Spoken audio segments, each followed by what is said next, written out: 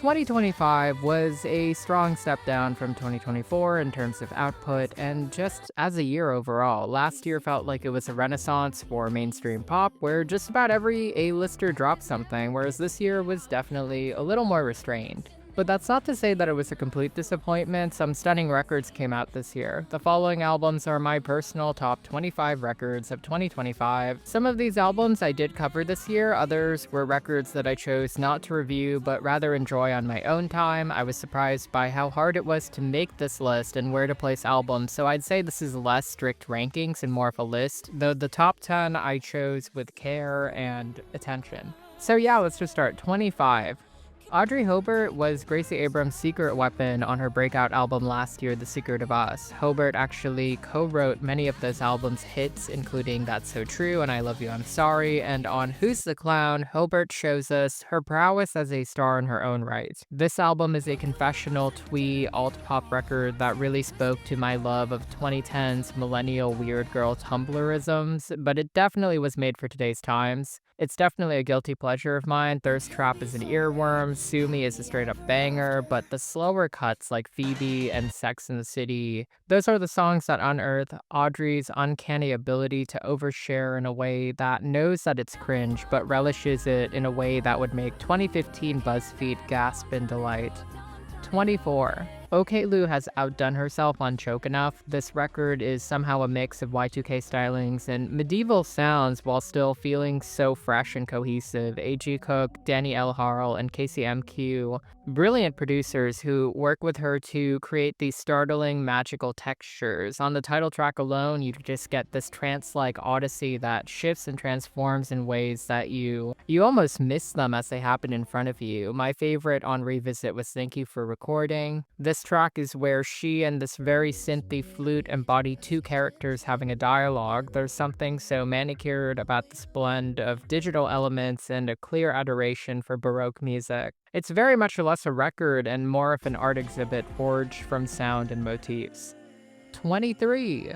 It's a mystery to me how this record has fallen under the radar, but Doja Cat is delivering world-class pop on here. Some question the poor release strategy, but the album was just perfect for the summer, even though it launched in the fall. Others say that it could be its reverence to the 80s as we leave behind nostalgia for that period for 2000s aesthetics and sounds, but I say screw all that. This is some of the best work that Jack Antonoff and Y2K have done production-wise. Stranger is one of my personal favorites. I think it's a great summation of the record's strengths, Doja's ability to just float between rapping and singing, and that funky saxophone in the back. Irresistible pop. 22. I really thought that Tate McRae came of age as a pop star on So Close to What. The recent deluxe added 5 more solid tracks as well as the top 3 smash Tit for Tat. But the core album is just such a strong collection of dance hits with small pockets of her sad girl self like Green Light. It's just a quantum leap over Think Later in my opinion. It is much more mature, it's much more rich. I think this record is solid proof that top pop girl domination is well in reach for her. If I had to give most improved to any pop star this year, I think Tate's getting it. I got to see her live recently and the album just really makes for a great tour. 21. Everybody Scream marks yet another amazing triumph for Florence and the Machine. I thought that it was a very tender but unrestricted look into femininity that really leans into the mystical energy that this band has always had. The whole record itself is proof why they've had staying power all this time, and the writing credits really floored me. I had not known that the co-writers included Mitski, Danny Eljohn, and Glass Animals' Dave Bailey. Each of the collaborations still managed to feel so cohesive to the overall vision, but my standout had to be You Can Have It All. It's a track that just rings so unique in that it defies anything that we've heard from the band before, proving that they still have much more to explore sonically. 20. Amare made my list back in 2023 for Fountain Baby, so it's no surprise that she's back on here with Black Star. I thought that Black Star was a far more kinetic and fun turn. She draws from her own cultural heritage, paying tribute to Ghana's own high life genre. The title is a nod to herself, her heritage, and how Black culture itself has given birth to dance music as a genre. Star Killer with Bree Runaway, that was my highlight, opening my eyes to the album's uncanny ability to effortlessly own and mix different genres. The interpolation of Kellis's iconic Milkshake just makes that track so good, but the track She Is My Drug, that really clinched the album a spot on this list. El Guincho and Amare just reinterpret Cher's classic song Believe into an existentialist cry pondering if love exists past the high of the drugs and a night out. Moving on to number 19, Something Beautiful is an underrated gem from Miley Cyrus. Despite a very muted launch, I think this album has found love over time and even is nominated for a Grammy. Cyrus executes a bold musical vision that made me really see her in a new light as an album's artist. Each piece of the record flows into each other so well. It's very daring, it's bombastic. I think it is a front-to-back listen. My highlights still remain Walk of Fame, which is one of the year's most underrated tracks. Reborn and End of the World, I think Cyrus has not only found a new lane for herself, but has become a proper vessel to carry that musical soul outwards. Number 18. In a year that saw pop collapse, R&B got some long overdue resurgence. Eljohn put out Baby 4 years after his debut and just a little after he contributed to Justin Bieber's Swag. The record is just this musical chronicle of his life since becoming a father. I thought that it was a masterful mix of the past, present, and future. What really struck me on Baby was his masterful use of voice, like his actual voice as an instrument, a psychedelic unifying force behind all of the songs. The songwriting in particular evokes moments of euphoria and realization that leave just as quick as they come. Nothing is predictable, every song feels very new on each listen. The whole time it felt like getting a memory of someone you swear you know so well, only to realize up close that they're a stranger. Number 17. Olivia Dean is the frontrunner for this year's Best New Artist Grammy, and The Art of Loving is a testament to how she deserves to win that award. I thought that it was a brilliant retro throwback to classical sounds of the 70s. There's very lush vocals and straightforward lyricism that just tugs at your heartstrings. Dean flourishes in her balladry. Man I Need is one of the year's most defining tracks, while So Easy shows us how she can craft a playful tune that's lighter fare. I think that she's on her way to taking over the States, if not already, balancing her influences very easily, like the likes of Adele, Amy, and Diana Ross, without missing a beat. As to who she is on her own, the answer is clear: she's a star.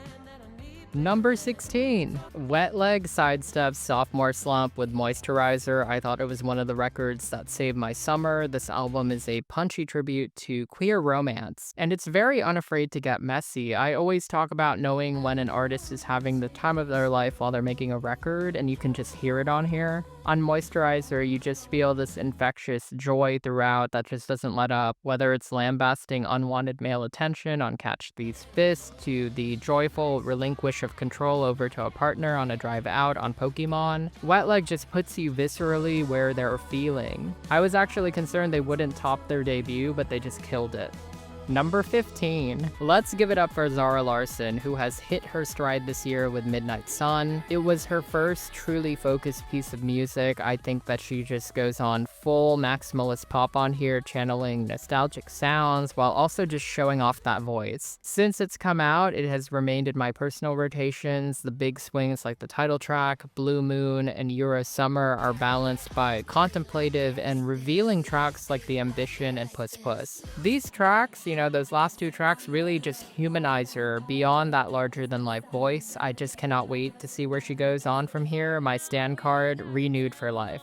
Number 14. Sabrina Carpenter knows to strike while the iron is hot. Fresh off Short and Sweet, which nearly topped my list and several other reviewers' lists last year, she is back with Man's Best Friend. In my initial review, I questioned if she rushed the album too fast, but upon re-listen, I realized that Sabrina's made an extremely worthy and well-timed follow-up when we really just needed pop music. The singles are excellent, particularly the unapologetic pop-bop Tears, but the deep cuts really shine. We Almost Broke Up Again last night rips as a sad little jam. Nobody's Son is a career best that should have been a single, and Goodbye is just a brilliant tribute to ABBA. I've seen other people note that it's a sleeper record, and it has grown on me. Number 13. Addison Rae has executed one of the greatest rebrands in modern pop girl history, going from a TikTok joke to a bona fide prestige pop princess with some indie clout. Addison the album is a well-curated debut record that just touches on her quest for fame and success and how her parents' divorce affected her. From the explosive first few moments of New York to the hypnotic mermaid core of Aquamarine to the euphoria of Summer Forever, this album just covers it all. Each of the pre-release singles slot in the track list so effortlessly. Extra kudos to Addison for assembling an all-woman writing and producing team in a genre where women just don't get enough chances behind the scenes. The end result is clear, a truly forward, female-centric pop record with depth and clarity. Number 12. On her latest album, Japanese Breakfast crafts something so lush and precious on four melancholy brunettes and sad women. I was taken aback by how sophisticated and literary this record was, but not too surprised considering the lead vocalist, Michelle Zauner, is now also a best-selling author. Each track interacts with each other like chapters to a sprawling story, but also communicates with her previous works fluidly. My call-out has to be Honey Water. It is a highlight of mine. It's a track about a woman constantly betrayed with a melody that just takes a turn from saccharine sweet to nightmarishly dissonant. Number 11. Ethel Cain stunned us with two projects this year, The Haunting Perverts, which I nearly put on this list, and Willoughby Tucker, her prequel to Preacher's Daughter, and the conclusion to that character's story. This is a record that contains epics like Tempest and Waco, Texas, which go long past the 10-minute mark. The album's atmosphere really preaches to Cain's cinematic sensibilities and vision. It really stuck with me, demystifying some of the grandeur behind the curtain while introducing new questions that hang in the silences after the record's done playing. And now we are at the top 10 where things get a little bit dicey, so stay with me, guys. Number 10. Just a year after the extremely introspective Chromacopia, Tyler the Creator comes back swinging with Don't Top the Glass. I will admit it, this is not his most innovative or introspective work to date. It is one that is actually pretty short, but it really makes the most of its time. It really felt like a fun palate cleanser that lowered the stakes a bit and resulted in a summery rave album that's more about leaning into the abrasive and weird side of his music. If I had to call out any specific track for why I put this on here, it would be Sucker Free. This is the sort of track that just captures the breezy, boogie energy that this album's supposed to evoke. I felt like the bars throughout the entire record were clean cut, the rhythms are tailored for the dance floor, and in a year where you just had to turn off your brain sometimes to survive, I thought this album was a blessing in disguise. It is chaotic fun, and I just cannot resist that. Number 9. Pink Pantheress killed it this year with Fancy That, a mixtape that reads like the ultimate love letter and time capsule to mid-2000s UK garage and the jungle genre. I think of all of her projects, this is the most realized one. It showcases her passions and personality more concretely than her previous works. Her range of sampling on this one is just wild, reinterpreting the works of Panic at the Disco, Jessica Simpson, Basement Jaxx, and Underworld. Pink just doesn't reference, she bends these influences to tell her own story with wit and irreverence for the everyday problems of life. Illegal was the breakout for good reason. I think it's a stellar reintroduction and opening to the record, but it's tracks like Stars, which is a reinterpretation of Just Jack. Stars in Their Eyes, you just really get a sense of the storyteller that she's becoming. And don't get me started on the remix record, which just adds more dimension and color to the works through collabs with Zara Larsson, who was mentioned earlier, Jade, Kaytranada, Kylie, Anita, and more pioneers. Pink was hungry for success this year, and we feasted on that. Number 8. Twigs brought it this year with Eusexua. I think that it is an audio feast for the ears. It is something that's very yearning. It's a piece that is defined by the euphoria that one gets from the human experience, honestly. This is a theme that I think is very prescient, especially now as AI begins to shitify and make slop out of everything. Have you heard about the AI artist? Well, fuck that. Eusexua is a masterwork, just blending Eastern influences with Twigs' post postmodernist spiritualism. I thought that the visuals were excellent. I think that the tone behind all of the tracks bind it together. Shout out to Drums of Death and Room of Fools. Those are my personal highlights. I still love them, and I vastly prefer the original track listing to the altered version that dropped with Afterglow. I did not cover Afterglow due to time constraints. It is a companion record to Eusexual, but I need to mention it here because I do think that even though it's a new record, it does bleed into the aftermath of this album. I found it to be a solid companion piece that's more of a compliment to the original. And if I had to call out any track on that, it would be Sushi, which felt like a refinement of that infectious childlike energy that was found on the original's underrated Childlike Things. I think it's worth a listen.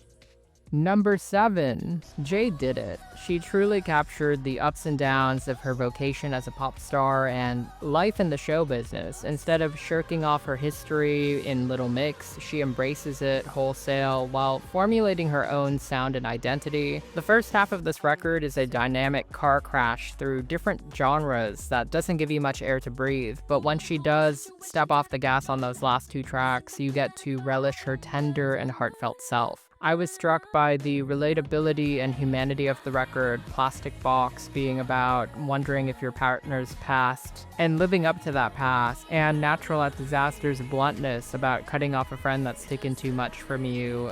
I am still stunned at the state sleeping on this beautiful record. Number 6, Hayley Williams dropped one of the year's best records alongside Hair Dye. Yes, that's a sentence I never thought I'd write or read aloud, but it is true. We got the first 17 tracks of Ego Death at a bachelorette party without any order or preface. The project marks Williams' first record as an indie artist freed from Atlantic Records. We all hate them here. Without the restraints of that label, it topples her previous solo work and much of her work with Paramore in confidence and craft work. I thought that it was a stunning 59-minute story, transversing genres, spilling out her inner truths with some of the most intimate lyrics that she's ever put out to date. True Believer speaks to her concerns about Christian conservatism and serves as a reevaluation of how she grew up in the South. A Highlight Glum goes full-on pop, but still manages to pierce through your armor with just terrifying verses that paint the backdrop of an apocalyptic breakup. And in all of the sadness, there's still yet this undercurrent of hope. Love Me Different, which honestly shares the most DNA with her time in Paramore of all the tracks on the record, is a self-love anthem that rings above cheap cliches. I felt like that track was necessary because it leaves us knowing that Williams herself is in a much better place now. And the ultimate gag is calling her new music label, Post Atlantic, a lasting jab at surviving and now navigating the aftermath of a 20-year record label deal. And now, guys, we are in the top 5. Number 5.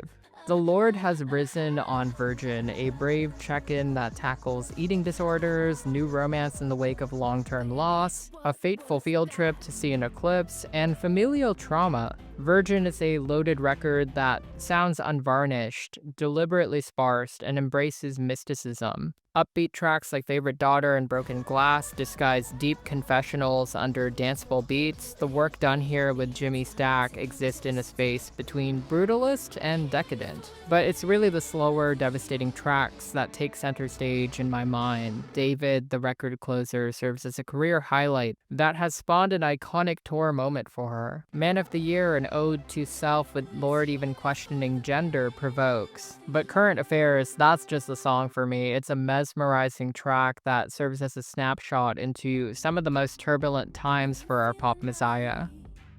Number 4. DTMF is Bad Bunny's third masterwork this decade alone, the first to truly contest the zeitgeist, busting Un Verano Sin Ti. This reggaeton house record is such a loving and realized tribute to his upbringing in Puerto Rico, touching on the tapestry of socio-political issues that his motherland faces yesteryear and today. I thought that it was an artistic triumph that I think honestly is his seminal work so far. His ability to weave metaphors with a sharp use of the language is just undeniable here. He somehow manages to drag his ex, comparing her to a pothole, then going off to a metaphor about how Puerto Rico's own roads are falling apart. Turista is a simmering and slow track, heartbreakingly relating a situationship to the way that tourists come to his country just to plunder it for a good time and leave, not realizing the people that they see along the way are real people and not just props in a vacation fantasy. The record is a historical document commemorating the folk sounds of Puerto Rico that raised him with modern production that he's revolutionizing today. And honestly, I would not be surprised to see this win AOTY at this year's Grammys. I think it would be more than deserved. Number 3.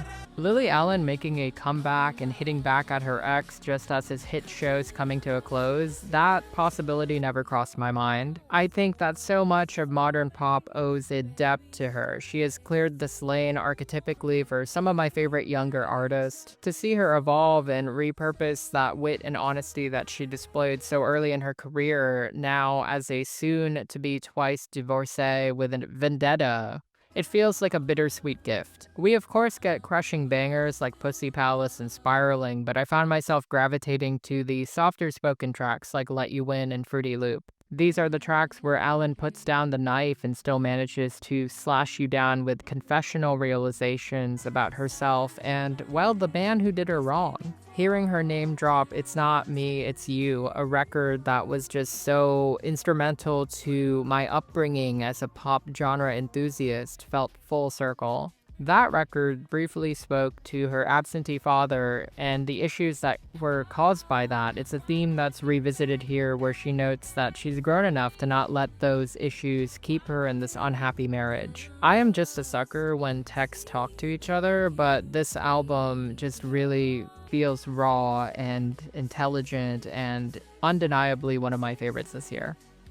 Number 2. I nearly put this at number 1 because honestly, I think this is the year's finest record production-wise to date, possibly conceptually. Rosalia's made this album that's just so researched, so lovingly stuffed with references to saints around the world across different religions, the use of language not as a barrier but a bridge to connect intersecting thoughts on what will happen to us when we meet our makers. I love that she looked at death with excitement of one day becoming light. This is a record, Luke's is a record that we will talk about for decades to come. La Jugular is one of those songs that still haunts me in the loveliest ways. The whole section where she tries to fathom how everything is linked together, the scale at which God and love transcend size, matter, and purpose, it's a revelation. It's mystical in the sense that it feels like a lost tome of the times of old. It is a literary marvel on top of being extremely well-composed music that pushes pop towards some new level of transcendence and thought.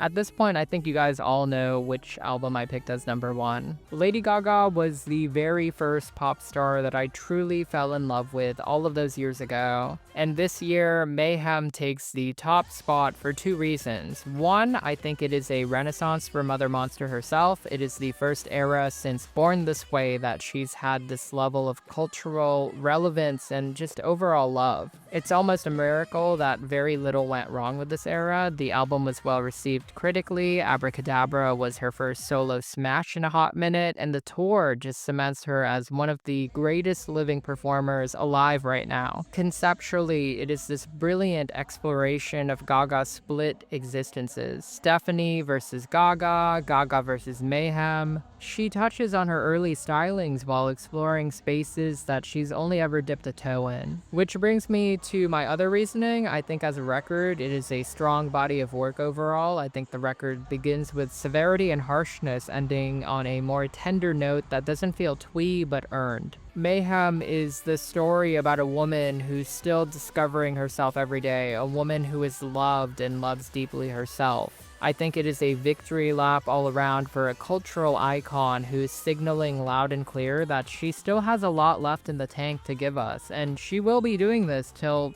the end of her days. And that's a wrap. Thank you so much for tuning in to this crazy albums list. This might be the last year that I do 25. I think next year I'm just going to start doing 10. Mainly because I was doing this gimmick where it's like 22, 23, 24, 25. I think 26 is a weird number. But yeah, let me know below what your favorite albums were this year and why they were your favorite albums. I want to give a quick shout out to my members. Thank you so much for supporting my channel, and a shout out to my subscribers. Thank you for growing with me on this channel and coming on this journey. I have another video out, which is my top 10 songs of the year, and then I will be taking a brief hiatus until the next major pop release. Thank you so much for this beautiful year if this is the last video you're seeing from me this year, and I hope that I see you in the next video next year.